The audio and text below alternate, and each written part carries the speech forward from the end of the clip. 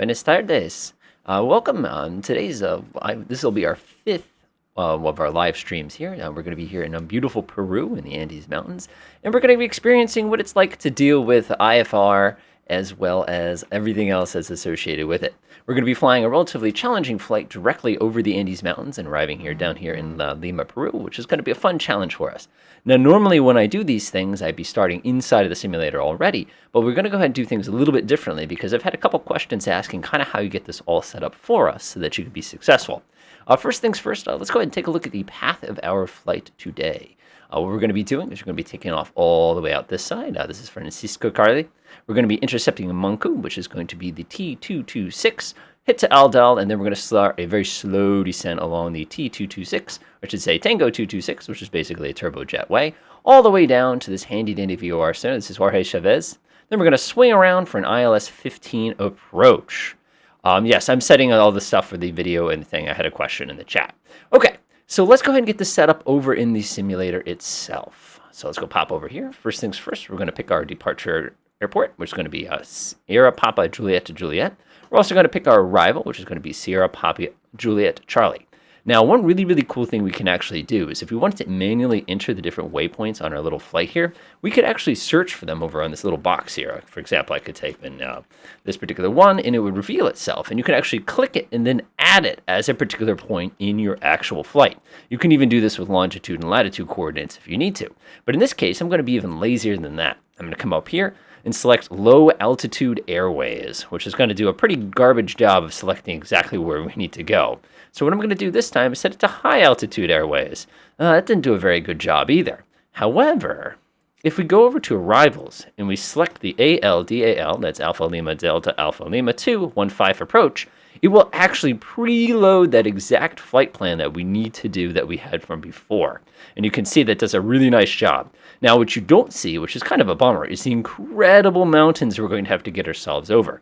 So the other thing I'm going to do is I'm actually going to dial in our ILS approach right now so that everything can be beautifully preloaded into the flight simulator so I don't have to fight it later. Last but not least, I'm going to go over to my nav log. It says 44,000 feet. I'm actually going to be traveling at 20,000 feet, which is going to be a little bit lower. And again, we're taking the Sierra, our beautiful little Cessna Citation CJ4. I actually like the longitude better, I'm not going to lie, but that's just me. Okay, now we need one more detail, and that's going to be the weather. Now, for whatever reason, in this particular version of Flight Simulator, it likes to do this little nasty thing where instead of things going, oh no, oh, that's such a bummer, I'm sorry. It does this really, really nasty thing where no matter what you set the weather to, it ignores it and changes it once you get to the flight simulator. That gets really, really annoying really, really quickly if you ask me. So what I like to do is actually build my preset, save it, and then come back in it later. So for those of you who are joining us today, you can go ahead and copy my little flight as far as my information goes. I'm going to go ahead and click on my wind layer. I'm going to set the direction about 150 or so. Again, we want to be approaching from basically along the coast. I'm going to go set my gusts, just about that thing. Pro tip, by the way, when you're setting your wind speed, make sure whatever you set your wind speed to, you don't add another layer that overrides that wind speed layer. Happens a lot. The other thing you want to keep an eye on is what your frequency for your turbulence is going to be. I actually like to reduce it so it's not quite as bumpy. All right, next thing we want to do, of course, is we want to grab ourselves the nasty cloud layer. So what we want to do is 100% coverage. Scatter, you can set whatever you want to. It's not going to make that difference. Now, we're going to set our bottom altitude, and we can go all the way down to 0 feet for those of you who are inclined. I'm going to do 500 feet. And my top altitude is going to be a staggering 20,000 feet. This is scary knowing that there are mountain peaks that are 17 and 18,000 feet. Now, here's the problem. If I set these two numbers in here, it doesn't actually do anything for us. What you have to actually do is go over to settings, and then you have to tell it that the altitude calculation has to be set to AMSL. If you skip this step, your clouds will not be the correct altitude because they're going to be above you, and it's not going to be nearly as scary. Now, here's the last piece. If you fly into nasty clouds at high altitudes, you tend to get this thing called ice.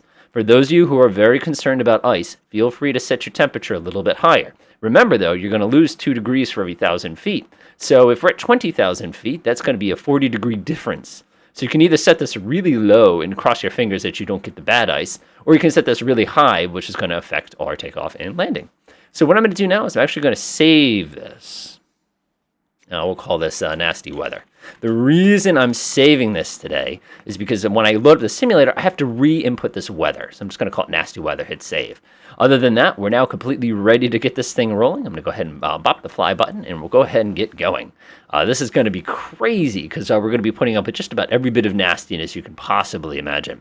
For those of you who are joining us on our little flight today, you'll have a wonderful opportunity to do so because you're basically going to land directly on top of me. Fortunately, in this version of Flight Simulator, we don't have to compete with too much of that stuff that's going to be happening with it. Yep, this is everybody's favorite part. I'm just glad that in the most recent patch that this has gotten a little bit quicker because when it first started, it was a lot nastier. Okay, now if you observe very quickly, I'm going to hit ready to fly here. You can see without a shadow of a doubt that the weather is not anywhere remotely close to what we just set it to a few minutes ago. As a matter of fact, it looks like it's kind of a nice clear day. There's something else you might notice as well, but I'll let you figure out exactly what that is in just a minute. So what we're going to have to do now is go ahead and grab that weather again. So I'm going to go up to my nasty weather, come up to the top, press that, and whoosh. Now we are in our proper instrument flight rules. Nasty, horrifying conditions in the middle of the Andes Mountains at a local altitude of 11,020 feet. Yeah, so if you get this wrong, we have a pretty much 100% chance of smacking it to the ground and exploding. So this is going to be a little crazy for folks like this. Oh, welcome back, by the way, Top Cat. I remember you from a couple weeks ago. Okay, so now let's go ahead and get this thing ready to go. So normally we don't start on the runway. This is kind of a bad thing. But if you look carefully, you can see ice starting to form already.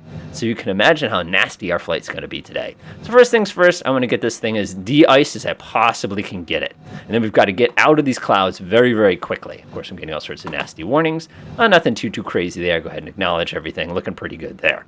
All right, our cruise altitude is going to be 20,000 feet. So I'm going to go ahead and push it. Set it all the way up to 20,000 feet. Looks good. I'm going to go ahead and set my flight level change mode. I'm not going to turn it on. I'm just going to go ahead and set this up to my desired flight level change speed, which is going to be 240 knots. 240 is a little bit better on the CJ than some of the other speeds. Okay, looks pretty good. I'm going to go ahead and pre-arm that. Double check to make sure it did. I hate it when I do that. Yeah, press flight level change, then go ahead and make your change there. Go set that to 240. Altitude select. We want to synchronize the heading so it's straight ahead in case we have any issues on the way up. Next thing you know, what we're going to want to do is we're going to check to make sure that we're using our FMS as far as what you're using for a navigational source, which is here. I'm going to go ahead and turn on navigation mode because oh my gosh, look at that terrain. I'm going to turn on terrain mode rather so I can see very, very clearly. And once we get airborne, we'll go ahead and start playing with our other settings along the way. Let's see here. Navigation's armed. There's no yaw damper switch, at least at this time. Somebody the other day was asking me quite a bit. Yeah, I wish they de-ice me. This is going to get bad on the way down. One of the problems that we're going to have, too, is even though we have less ice on here, there's certain surfaces we can't de-ice. So that's going to be a consistent problem all the way down to the ground. Other than that, everything else is ready to go. I've got myself going. I'll go ahead and double check. I don't see anybody joining us just yet, but that's okay at this point. I imagine a couple folks will come get us in just a minute. Okay, let's go ahead and do it to it. Okay, check everything real quickly. I'm going to go ahead and double check to make sure that's setting. We're just going to confirm that real quick because last thing in the world I want to do is find out that I did something wrong. Aviation traffic type, that's off. That's okay though because we're getting the data from our regular folks everywhere else. Again, I just want to make sure all this stuff is set. Online, real world traffic, live multiplayer. Okay, just checking to make sure I did everything correctly. Okay, we're now ready to get going. So what we're going to do is we're going to do a standard takeoff. What makes this aircraft really, really fun on a standard takeoff is the fact that when you do it, you simply push that handle all the way forward until it gets to the takeoff slot, and then you just sort of wait until this thing goes nutty fast. Oh, looks like we picked up somebody. I see someone parked directly ahead of me. That's okay. All right, I'm going to pause for just a minute to see if there's anybody else who's going to come join us. I think it'll be pretty good. Now, one thing that you probably have read in the forums is this aircraft has the wrong fuel consumption. It also has the wrong thrust, and that's all true, but I'm going to leave mods out at least for now. All right, let's do it to it. So I'm going to release my brake. I'm going to smoothly apply full throttle. And away we go.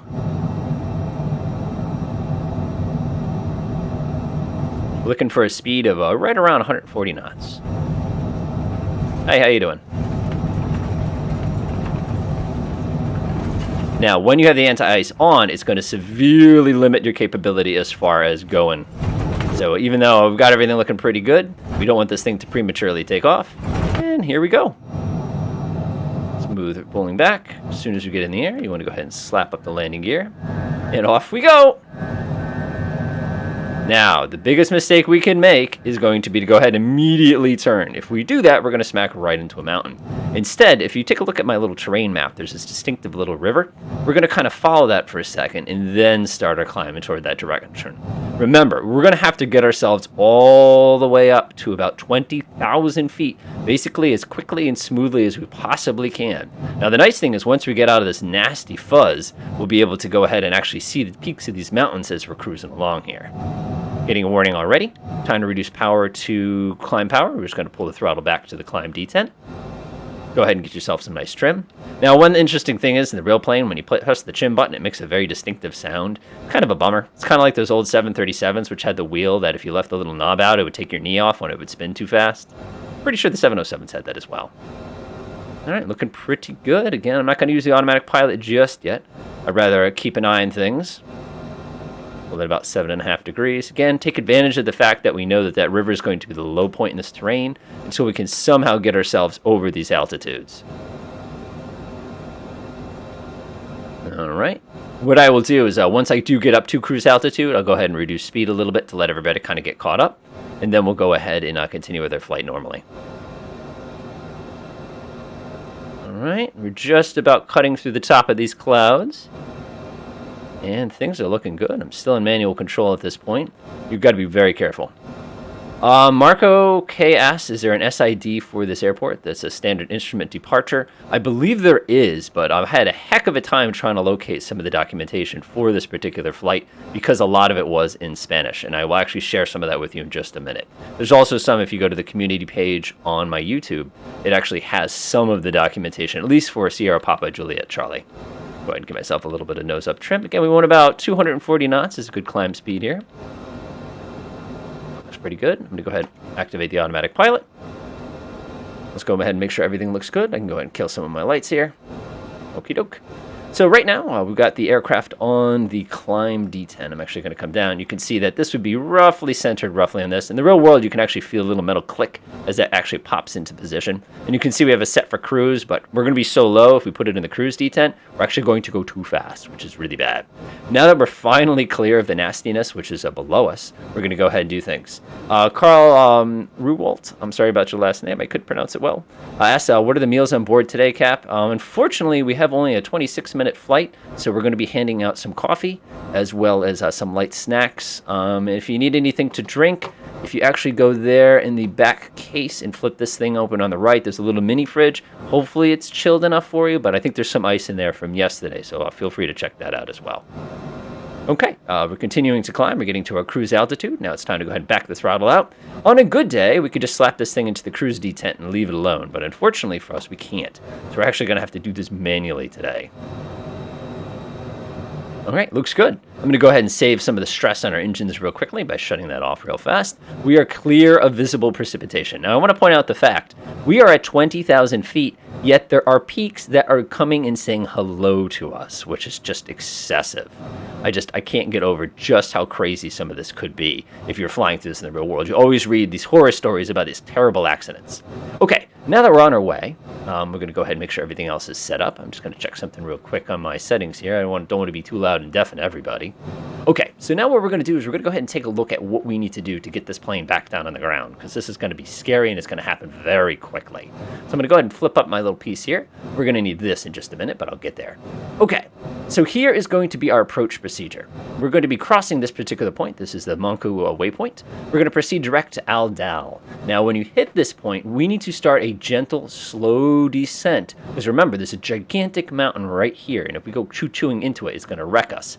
We need to be crossing this halfway point at right around, I want to say, between 18 and 15,000 feet. And then we're going to slowly descend at about 2,000 feet per minute until we get all the way to this VOR. When we clip this VOR, then we can basically spin ourselves around to Lobos intersection. We need to be about 2,000 feet at Juliet Charlie 516. And then, of course, when we hit Lobos, we need to get all the way down and then get ready for our actual ILS approach. So this is basically going to be our transition. I'll kind of walk everybody through it once we get to those critical components along it. All right, I'm just checking my little notes here. I want to make sure I calculated everything out super carefully earlier today. So my notes tell me when we hit this particular point about right here, we need to be about 18,000. So we'll take a look at that in just a minute. Go ahead and put this away. Pop us back over here. Everything's looking pretty good so far.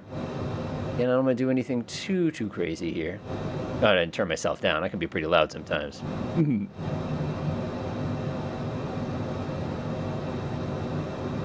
All right, let's do it. Okay. Let's start getting ready for our descent. So now there's a couple cool features on this aircraft that we can utilize for different purposes. The one, of course, is the fact that we can change our terrain mode down here. We can also change our navigational source.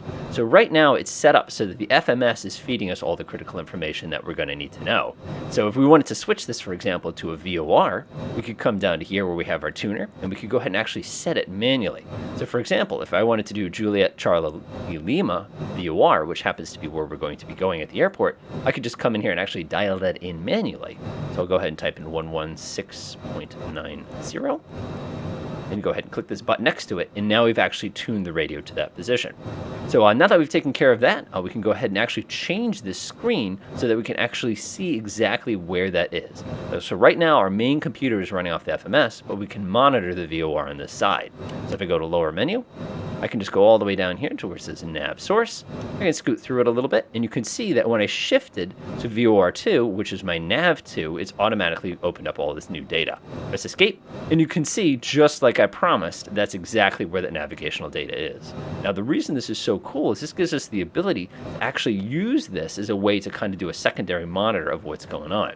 Now, one thing I did do is I promised everybody behind me that I'd slow down a little bit and let everybody kind of catch up. I can see a bunch of green lights, so I'm going to go ahead and do that now. Looking pretty good. Monitoring everything slowly.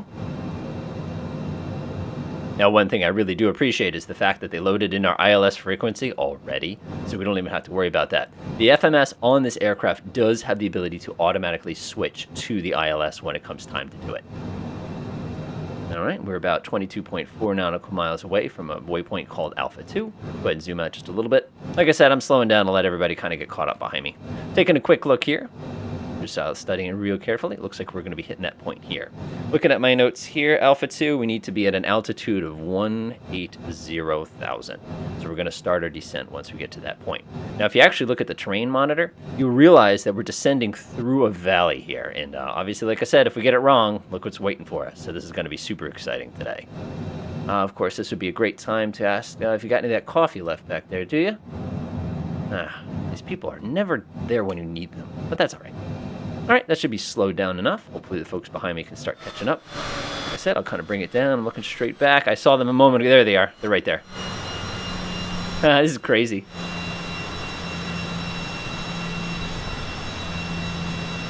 It's looking right there. I see 1, 2, 3, 4. Using my pilot eyes here to see if I can spot a couple more. Like I said, I wanted to slow down a little bit. 1, 2, 3. Yeah, just 1, 2, 3, 4. Yep. Awesome. Okay, everybody ready to start our descent? So the moment you cross this waypoint, you need to be at about 1,800 feet. That's 16 nautical miles away. So what we can actually do, for those of you who are interested in doing things all scary and mathematical, you can actually work it out. So we need to lose about 2,000 feet. Let's go ahead and dial in 2,000 feet. And our current ground speed is listed at 242. So that's about 250. It would take 2 minutes and 24 seconds, which means I need 833 feet per minute as my descent rate. Just doing some pretty quick math. So I'll come over here to my altitude. I'll go ahead and select it. 18,000. And we're going to cross that waypoint, and then we're going to start our descent. Again, just imagine what this looks like without these big, scary clouds. It's just going to be mountain, mountain, mountain, mountain, mountain. It's just, it's incredible. Look at this. Oh, somebody caught up. Nice. Turns out our GPSs aren't as well aligned, are they? Look at that. I think I'm going to get past. I didn't see that guy's turn signal. How lame. It's all right, though. All right, slow down a little bit. That looks pretty good right there. I just wanted to get a little bit of speed.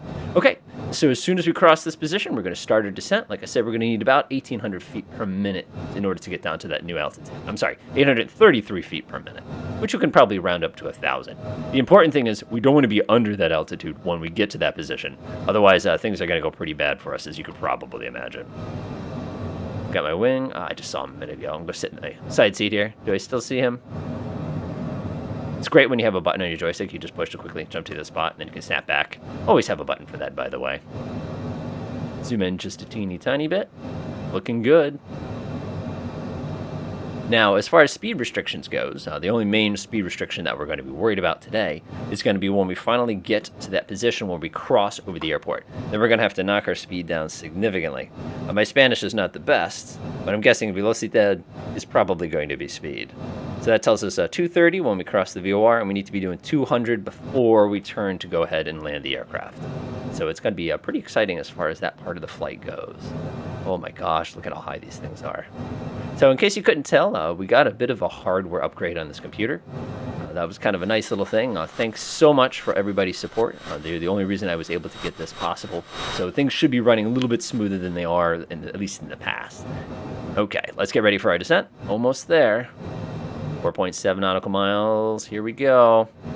So folks who are behind me, do not start descending until you hit this point. By the way, in the real world, we actually use a DME in order to determine when we hit this descent point. It's actually really wild that every 10 miles in the DME has a different altitude associated with it that we can go ahead and use. Red 64 is DJ's question. I have names off because I was told to create lag. It's good. Start slowing down a little bit. Stand by for our descent. Remember, we're looking for about 800 feet per minute if you're doing, actually 250 is a little bit quicker. So 330, we need 1,100 feet per minute. Just taking a look at my notes real quick. And there it is. Let's start. Okay, everybody, goof this up, we crash.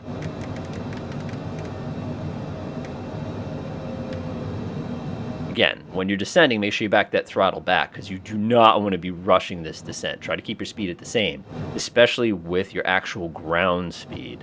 All right, now that we're descending back into the nastiness, you might want to go ahead and throw on your de-icing equipment. Last thing we want to do is get a bad icing before we can safely put this thing on the ground. Okay, here we go. Studying carefully, studying carefully. We need to be hitting A3 at about 18,000 feet, but not less than 18,000 feet. That would be really, really bad. Our next one is going to be 15,000 feet.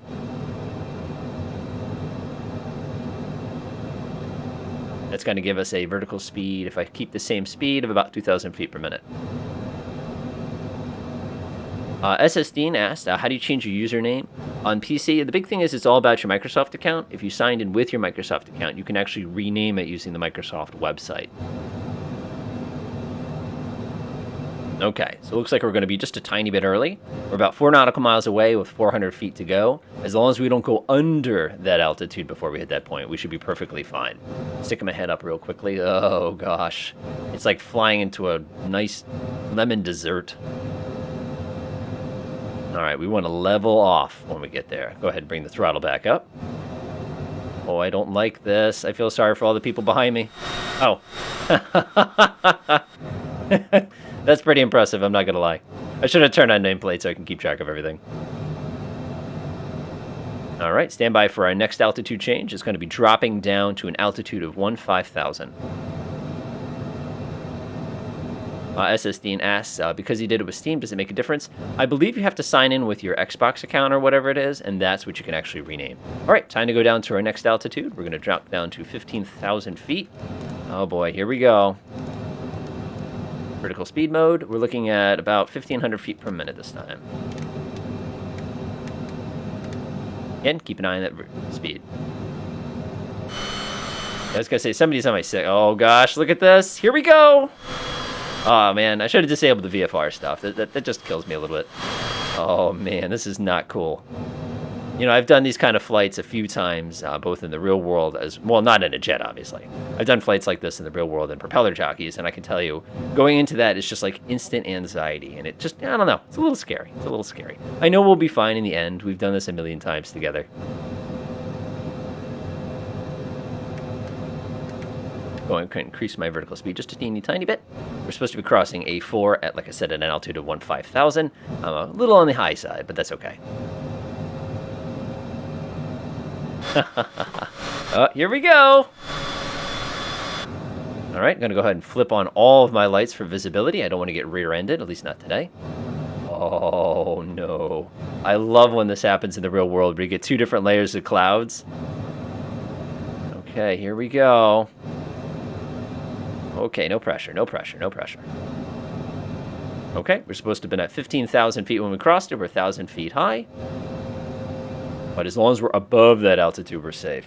All right, our next altitude is going to be between flight level 150 and 140, so we're going to be perfectly fine. But we need to get down to flight level 130 by the time we get to the VOR at the airport. So I'm going to go ahead and zoom myself out just a teeny tiny bit. So we need to be, like I said, at a flight level of 130 by the time we hit this point right here. So we can actually afford to come down just a little bit faster. All right, I'm going to go ahead and level off. We're going to have to bring ourselves down to between 14 and 15,000 feet now. I'm going to go ahead and set myself to 14,000 and consider my vertical speed. Vertical speed's just a whoa. I haven't done that a million times. There we go. Looking pretty good, looking pretty good. Let's go take a look behind me. Oh my gosh, look at this. This is going to be the coolest. Oh, sorry everybody, I lost you. Make sure your anti-ice is on. Reminder, make sure your anti-ice is on. Turn your anti-ice on. I'm not going to say it again. Okay, so we need between 14 and 15,000 feet when we cross A5. Then we need to get ourselves down to 130 when we get to, I should say, flight level 130. I should always be more precise. Down when we hit this point right here. So this will be pretty good. We need to lose 2,000 feet. That's going to be about 1,400 feet per minute. Man, I really wish I had an auto throttle. I've been so spoiled in X-Plane having stuff like auto throttles. Oh, that is amazing. Look at this. That is such a glorious picture. What's the use of the VOR on the MFD if the correct course is if no correct course is dialed in? So Coppermine asked that question. Normally we have a DME information, which is what we'd be using. I just wanted to demonstrate that earlier so that you could see exactly what it looks like. Hopefully, like I said, I don't know this aircraft itself in the real world, but generally that information would be provided. But for whatever reason, Flight Simulator chose not to. That would be the reason to do it. Otherwise, just leave it on FMS mode and nothing really bad can happen. One thing I can do, of course, is I can actually flip this to the ILS to start monitoring that right away. But that is a very good question. So now we actually have the ILS. And what's really cool is you actually watch this needle wink and zip by when we come by. Orlando's asking the question, if I'm new to this, what happens if you don't put the VOR in? Don't worry about it. Nothing bad will happen because we're not using that right now anyway. Where it's going to get really, really important to us, by the way, I should be paying attention to flying. Where it's going to get really, really important to us is when we get a little bit closer because we're going to need that for the ILS. If the ILS is not set correctly, we're going to be in a world of hurt. Okay, so when you cross the airport, everybody should be at an altitude of 130,000. Give myself, I think it's at 1,400 feet per minute. Go ahead and zoom in just a teeny tiny bit. All right, de-icing. All right, de-icing. Oh, this is bad. We're sure these folks shut the clouds off, but cheaters. Okay. Orlando asked the question, what happens if you don't put anti-ice on? So if you're not flying in the big nasty clouds at a temperature of about 0 degrees Celsius, you should not have to worry about the ice itself. If you are flying these clouds, your aircraft will actually accumulate ice on all of its surfaces. So for example, if I wanted to, I could actually shut my windows. Oh, leave that on. Where's my window? Oh, I don't have window anti. Okay, so one of these buttons would be window anti-ice, but that's okay. If I started shutting all these off, for example, I would not be able to see out the front window. You'd actually see ice start to form, and it makes the aircraft very, very, very heavy, and it makes it very unstable. All right, I should be crossing 13,000 feet. Got it. That's awesome. Okay, now for the fun part. We need to descend to an altitude of, 5,000 feet. So we're basically going to fall out of the sky. Go ahead and pull the throttle all the way back. Remember, folks, you want to be doing 230 knots or less. Go ahead and switch to flick mode. And this aircraft is basically going to drop out of the sky. Set my altitude to 5,000 feet. Yeah. Now, I dare you to shut your anti-ice off and watch what happens. Of course, there is a setting in Microsoft Flight Simulator. If you do not actually enable ice, it's going to go ahead and do no damage to you. It's just going to get really, really pretty really, really quickly. But I'm going to let this thing come down. All right, so theoretically, when we cross this point right here, again, I think it's Salta, we should be at an altitude of 5,000 feet. Then we're going to have to descend down to 4,000 feet when we get to the other point. I'm going a little slow here, but that's okay. Oh boy. Oh, I don't like this. Look behind us for a second. Good luck, everybody.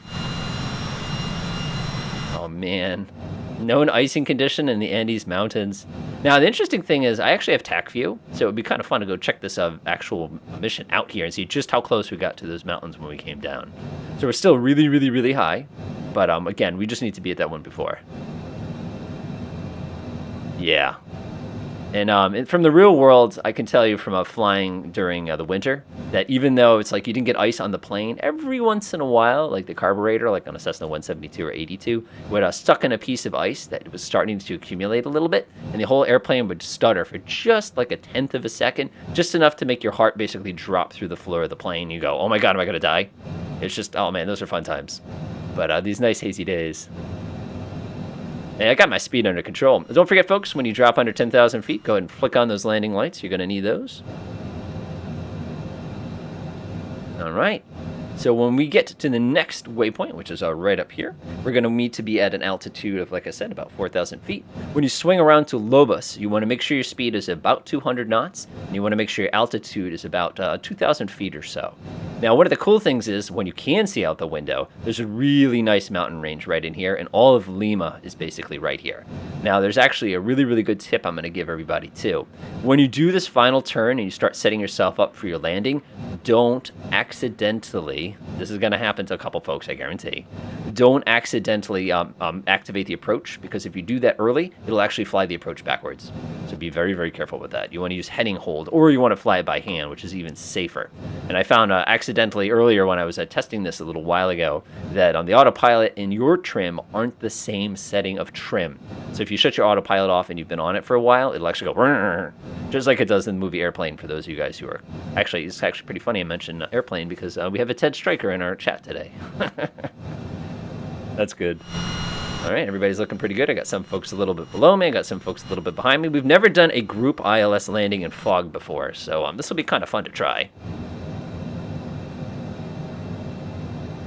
All right, just checking my notes here. We need to be at 4,000 feet when we cross the next waypoint for anybody who's keeping score. I'm actually going to set this to 4,000 feet. Give my flight level change thing a little wiggle. All the patches that they've done in Flight Simulator recently, it's definitely gotten better as far as doing approaches, as flying the autopilot. This aircraft has a couple little quirks when it comes to flying the autopilot, but we'll deal with that once we get to that point. All right, everybody ready to land? I've got to concentrate. That's so funny. That's a great movie, by the way, for folks who haven't seen the movie Airplane. The sequel isn't quite as good as the original one, but it's still a lot of fun. There's also another one called Hot Shots, if you're looking for something making fun of like the Top Gun movies and stuff like that. Also a very funny movie. The sequel, I think, is almost better than the original, but it has less to do with flying. So for those of you looking for something very entertaining to do, that's pretty good stuff. Okay, folks, let's start thinking about our landing. So we need to cross Lobos when we get to 2,000 feet, which is going to be right here. Now, what I'm going to do differently is I'm actually going to use my heading synchronization one. It's an entirely different type of flying. Oh, they're on instruments up there. So funny. So what I'm actually going to do is use my heading autopilot to kind of line myself up with the actual landing position. Okay, I'm going to go ahead and set my altitude to 2,000 feet now. Bring my throttle in a little bit. Now we need about 2,000 feet. I'm going to go vertical speed mode. I need about, give me about 2,000 feet per minute. All right, now I'm going to go ahead and activate heading mode. It's going to go ahead and swing us around. Here we go.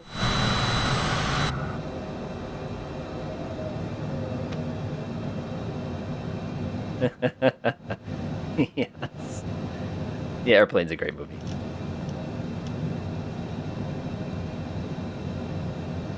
Captain, maybe we ought to turn on the searchlight now. No, that's exactly what they'll be expecting us to do. Okay, so one thing to notice, somebody was asking about the VOR a little while ago. I just want to point out, since we did set the VOR up on this display, we can actually see the lines for the ILS before we even need to use them. So you can see very clearly that we're actually lined up with where we need to be. And this line's actually going to center the moment we cross Lobos.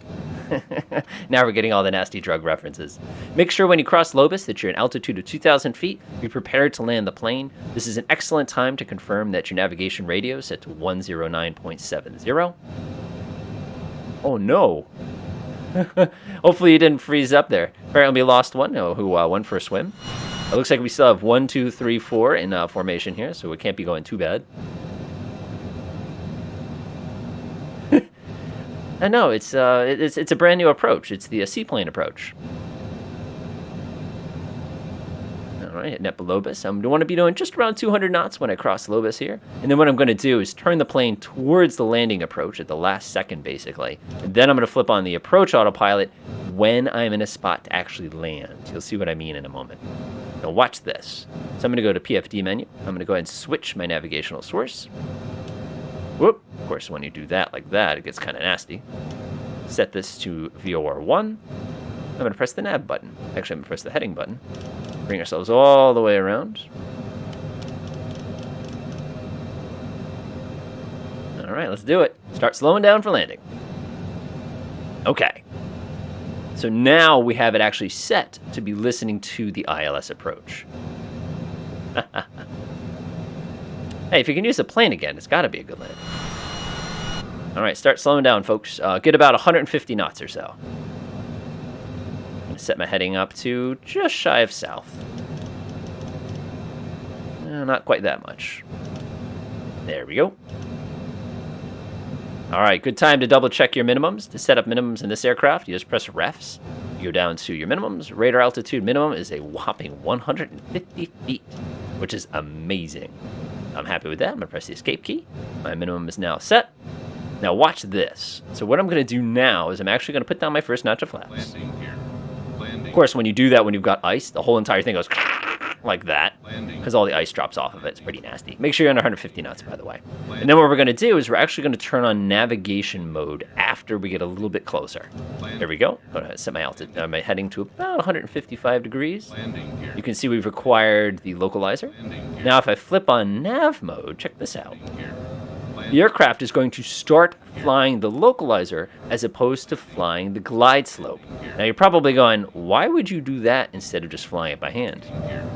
I'm going to go ahead and take over the control of the aircraft. It doesn't seem to be flying correctly. Always be monitoring. That was because it was trying to flip over. Remember when I warned everybody about that a minute ago? All right, much better. Go ahead and set this back where it needs to be.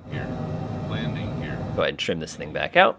Now we're going extremely fast. Sorry, everybody behind me. Apparently they didn't fix that, but that's okay. All right, now we're nice and acquired. Go ahead and bring it back to the side. Come on. Man, does this plane have the world's slowest trim. There we go. All fixed. Okay. Sorry about that, folks. I just noticed the aircraft was not behaving the way it expected to, and I took over control of the airplane. Okay. So now that we're all set, we're going to go ahead and select approach. Flip on the approach. And now the aircraft should start guiding itself down. Yeah, really. Okay. So now one of the problems I always have with Flight Simulator, at least this version, is the moment we get close to actually capturing the glide slope, this aircraft is going to go boing and basically go straight vertical to try to capture it. So in the real world, it doesn't do that. You basically catch it and you're good to go. All right, let's start thinking about landing. Flaps are set to the correct position. My airspeed is a little fast. We're just about to catch it, and we should be good to go. Now, where this is going to get really, really cool in just a minute is when we do this, we're going to go ahead and set it up so that we're going to drop our landing gear and our next notch of flaps when this line goes ahead and touches this line here. Of course, when you do that in Flight Simulator, the moment you do that, the aircraft is going to spike upwards as it tries to desperately land itself. Confirm that approach mode is on. It is. Looking pretty good, looking pretty good. Getting a little slow, but that's fine. Landing gear down. Okay. So now, how do you figure out the magic speed for this aircraft when you're landing? Well, the trick here is the AOA indexer, which you'll probably notice is this little needle here, which tells us our rough angle of attack. You'll probably also notice that you have this handy-dandy instrument that somebody ripped off in F18. The trick here is to manipulate your speed until this indexer points at 0.5. For us, that's going to be roughly about, it's going to be 118, 119 knots or so. We'll go ahead and reduce speed again. Flaps are down, gear is down, everything is ready to go. Let's go ahead and land this beast. So right now we're still going too fast. So I'm going to reduce the speed a little bit, watch my indexer come up, and then I'm going to try to get it so that this indexer sits right at this needle right here. That looks pretty, yeah, we're slowing down too much. Give it a little more power, a little more power. Keep in mind, you've got a lot of ice. That looks good. You can see that I've got 1 dot on the index. And we're still a little bit on the fast side here. So I'm going to go ahead and reduce it real quickly. And it's just kind of fun because you're getting bounced around. And in the real world, we have this thing called wake turbulence. And when somebody cuts you off like that, you tend to get bounced around pretty good. All right, see how it's just about between 6 and 4? This is the sweet spot. So it looks like it's about 113 knots, which is a little surprising. But you can see my indexer has a single one of these chevrons, and we have a single green circle. Normally, you'd want just a single green circle on its own. But I find with this aircraft, it gets a little bumpy if you choose to do it that way. All right, time to land the plane. Let's do it. Now, this is not the world's cloudiest approach. I gotta lie, or not, not lie here. But if you take a look, you can clearly see everything, and we're, a good solid mile away. All right, I'm gonna look behind me to see how things are coming out. Looks pretty good. Looks pretty good. Everything looks good here. You can see my indexer is right at the 0.5 mark, which means my speed is perfect. Yeah, he didn't even signal. I can see. Glad this guy's got a light on because I couldn't see anything. Okay, everybody ready? Let's do it. Now you can start saying, I've got to concentrate. Hello? Hello? Again, another airplane reference for those of you who have not seen it. All right, let's reduce speed to power just a little bit. I'm coming just a little too fast here. Now, here's a pro tip. When you're landing this aircraft, make sure that when you press the autopilot release button that you're ready to catch the plane. What can happen is that the trim that you set will fight with the trim the autopilot sets. And as a result, when you release everything, all of a sudden you're going to find yourself going boing, and it's going to get really, really scary really, really quickly. So again, look at that. It's about 113 knots, so my math was actually off. One last check to make sure everything's down and ready. I don't want to crash on live YouTube here. That'd be pretty embarrassing. Getting a little fast, it's okay. I think I'm close enough to land. Automatic pilot disengaged. All right, let's do it. I'm a little high. The trick to jets with height, by the way, is all you have to do is back the throttle back a little bit and then push the throttle back forward, and you'll find yourself perfectly lined up again. Now, if you take a look at our AOA indexer on the right side, you can see we're a single green dot and a single chevron. We're coming in beautifully. I really hope that person didn't just crash because they just disappeared. Speed's getting a little low. Let's give it just a teeny tiny bit. We've got plenty of extra. Now, unlike the big jets, the little jets you basically have to crash into the ground with, and then you can cut the throttle. Throttle 0. All we're going to do is lift the nose and wait for the big. There it is. All right, reverser's on.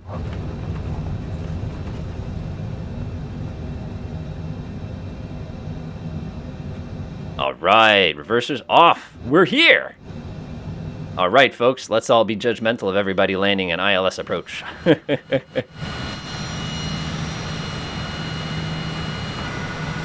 Not the best landing I've ever done, but it's also not bad either. Now, if you try watching me do that in the Airbus, you'd be like, dude. All right, get ourselves off here. For some reason, a lot of people decided to take vacation in Lima today. Yeah, take a look behind me. I do want to see everybody coming in for a landing. All right, I got to kind of get clear.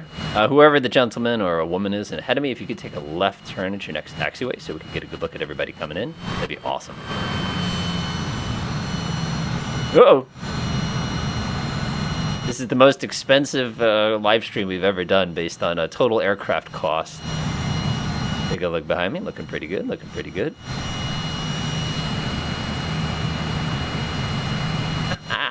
This is so cool.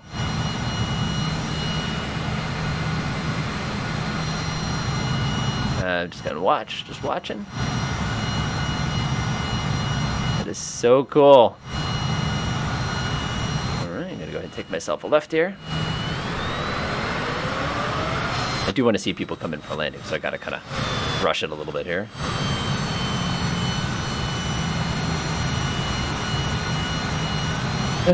Now we gotta do this again, but we gotta not use anti-icing equipment. Looking good, looking good, looking good. Go ahead and pause myself once I get a little bit of room here. Just have a little bit of room.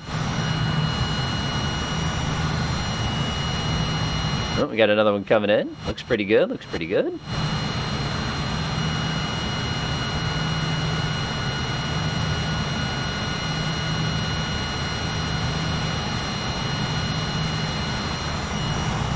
Who's got the propeller plane?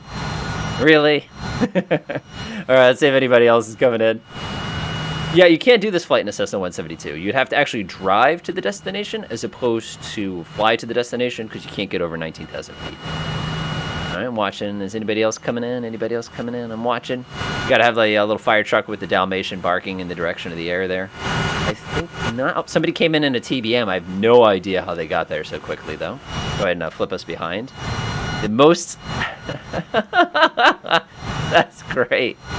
All right, let me give everybody a little bit more room so we can get ourselves a really good, great group picture there. Hang on a second. Give ourselves a little more room. Just a little bit.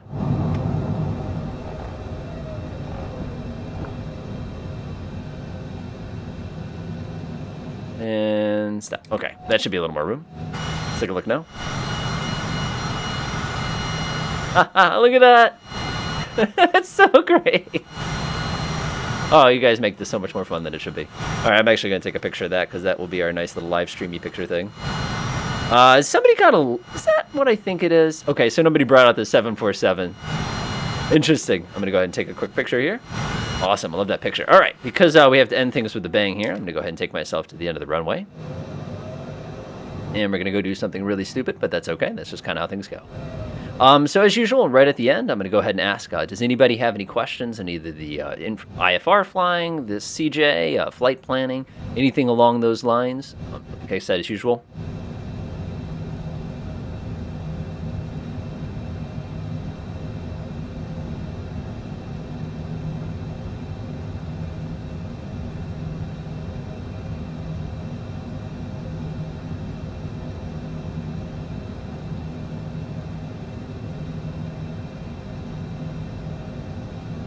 Okay, I take that as a no.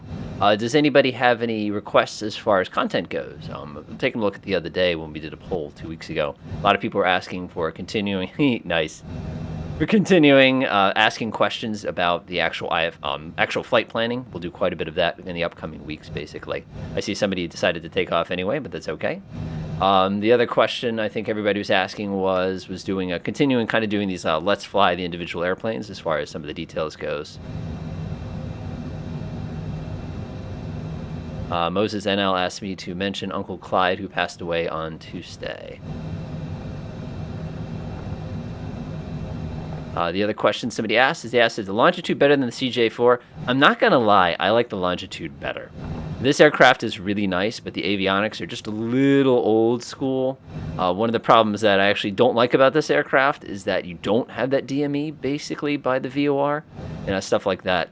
Also, things we're going to have as content coming out in the next few weeks. Like I said, we're going to do a flight, basically, going to show you what it looks like from pilotage, what it looks like from Dead Reckoning, what it looks like from VFR, what it looks like from IFR. Should that be a lot of really, really cool stuff there. As far as cool destinations planned, I don't know. Like, again, there's plenty of fun things to actually do. Go ahead and just pause right here. And flip that on. I don't know if everybody just got caught up to me. Oh yeah, this is going to be fun. Waiting, everybody gets all kind of caught up. That'll do my quick little print screen here for victory. Yeah, we've got ourselves a nice little collection of expensive airplanes. Yeah, this is great. Okay, so we got to end this with a bang, and I'll go ahead and do so, and then we'll go ahead and call this thing here. So what I'm going to do is I'm going to hold my brakes down all the way. I'm going to go ahead and apply full power. Release the brakes. And create a very, very, very expensive accident.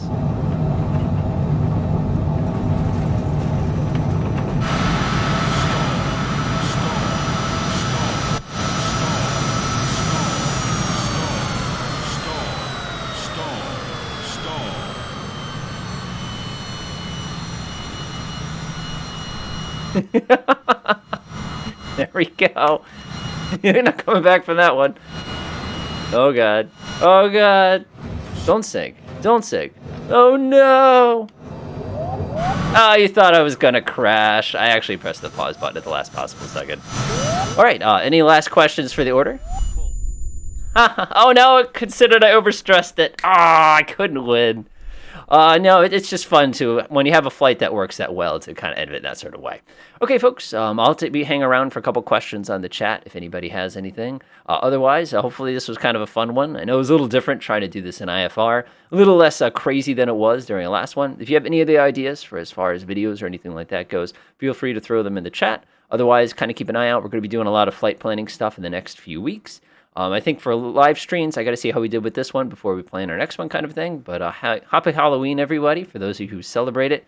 Have an absolutely a great time as far as anything goes. Obviously, be safe. There's some pretty crazy stuff going on right now. Other than that, have a great afternoon or a great morning, depending on where you are kind of around the world. And like I said, I'll monitor the chat for a couple minutes. Other than that, enjoy, folks.